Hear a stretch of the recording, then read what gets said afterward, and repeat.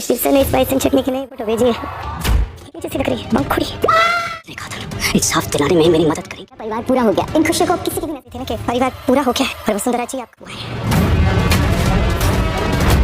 अनुपमा ड्रामे के आने वाले एपिसोड धमाकेदार होने वाले हैं। जी हाँ दोस्तों, दरअसल अनुपमा और यीशु को राघव बचा लेता है और वहीं दूसरी तरफ अनुपमा राघव की पत्नी की फोटो देख लेती है और कहती है कि ये तो राघव की पत्नी है। तभी राघव अनुपमा से कहता है कि आपने हमसे वादा किया था ना कि आप मुझे इंसाफ दिलवाने में मदद करेंगी। तभी अनुपमा ठारी परिवार पहुंच जाती हैं वो फोटो लेकर और वहाँ सभी घर वाले खुश हो जाते हैं और कह रहे होते हैं आज हमारा पूरा परिवार पूरा हो गया। वहीं अनुपमा कहती है कि आपका पूरा परिवार अभी पूरा नहीं हुआ और वो उनको फोटो दिखाती है। पराग और मोनिका की आंखें पट्टी की फटी रह जाती हैं। आगे देखना मज़ेदार होगा कि कैसे इंसाफ दिलवाएगी अनुपमा राघव को।